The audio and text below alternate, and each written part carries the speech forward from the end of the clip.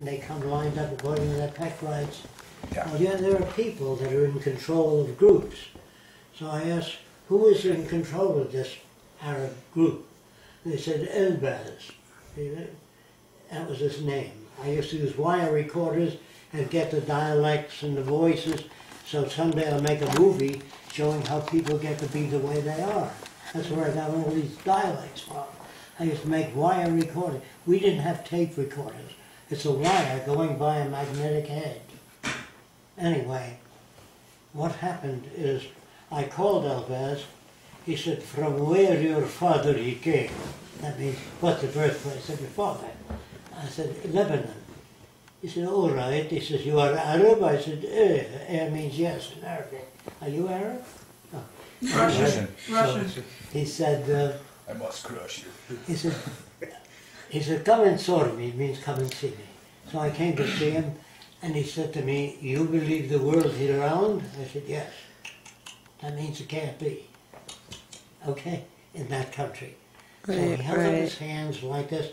He says, if the world is round, man fall me down here. All the water, he fall me down. And I recorded that on wire. Because I was trying to understand him. So I said, how do I get to this guy, Elbaz, since he was in charge? So I put a balloon in his hand and I had him rub it with fur. He didn't know what the hell he was doing. Then I put some cornflakes in his hand and told him clearly not to hold it against the balloon, but away from the balloon. And if you charge it statically, all the cornflakes jump up to the balloon. Do you know what I'm talking about? Yeah. Right. So he rubbed the balloon, held his hand with the cornflakes, and they all jumped up the balloon, and his jaw hit the pavement. And he said, world, he magnet? I said, yeah. And he pointed, pointed to his head. That he's smart and he understands that. That's what that means. Make him feel good. So he went in the other room with all the other older Arabs. He said, why man he don't fall me down from the world? I went like that, and he explained it to him. But if you use scientific language, technical language, you lose him. So just try to describe things in the language by the people that you're dealing with. So I went to a place in New York when I was 17, and it was a juvenile hall, and it was called Hell's Kitchen. I don't know if you ever heard of it, in New York. High crime rate amongst juveniles at that time. I was just a kid, 17. So I said to the social workers, can I watch the way you treat the kids?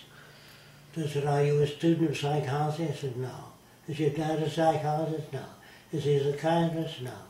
Are you going to high school? No. I'm sorry. So I pleaded with him. I said, it's very important for me to see how you treat these kids. It'll help me because I work with kids. So he said, well, you can sit in my office and you can look through a half-silvered mirror.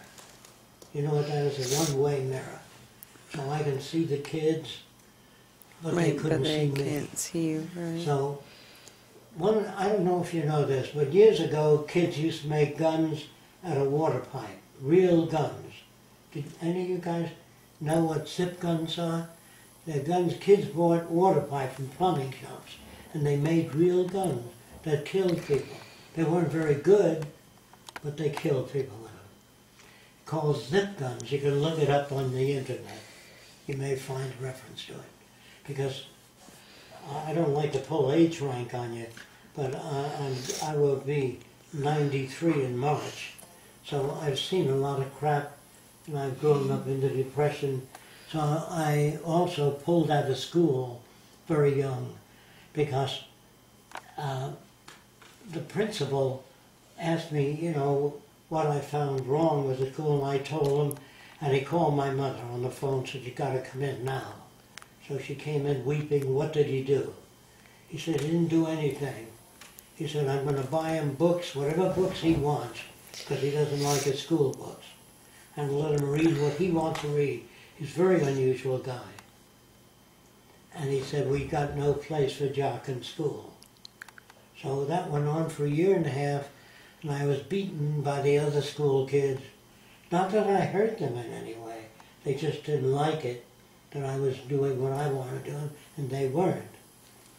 So Want to finish the zip guns? they got mad at me. Anyway, with the zip gun, the social worker said, what would you do? I said, well, you have to give me 15 minutes with the kids. What happened with the zip gun is he was lecturing the kid on how bad it is. You might kill somebody, wind up in the state penitentiary, hurt your mother and dad. I call that moral bullshit, because that kid heard that all his life, had no meaning to him. So I knew how to get to that kid. He was an Italian-American kid. And I said to the social worker, give me 15 minutes with the kid. It'll either work or it won't work, and you got nothing to lose. He said, I'd lose my job if I let you do that. I'm a social worker. You're nothing. I said, look, Edison was a nothing. Louis Pasteur was nothing. The Wright brothers were nothing. But they gave us wonderful things. If you go by the book, you'll never move on into new ways of thinking. So he said, okay, but don't tell anybody because I'll lose my job. I said, why should I tell anybody? I wouldn't do that. So anyway, I was in the same office, and Johnny, the same kid, came in, and I took the gun out of the drawer that the police gave the social worker. And I'm looking at the gun making faces. You know, like it's not very good. And it's obviously body language. So the kid says, hey, what's the matter, huh? So I said, come here, fuckhead. This is his language. That's the way he talks. I said, look, the trigger pin is 1/8 of an inch off center. Look. He says, yeah.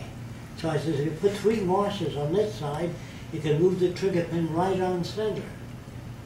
So he says, do you work here? I said, well, with those assholes? Nah. That's his language, his value system. So he says, I like you. Can I bring my friends over to meet you? I said, not here, but Central Park. Here's what happened.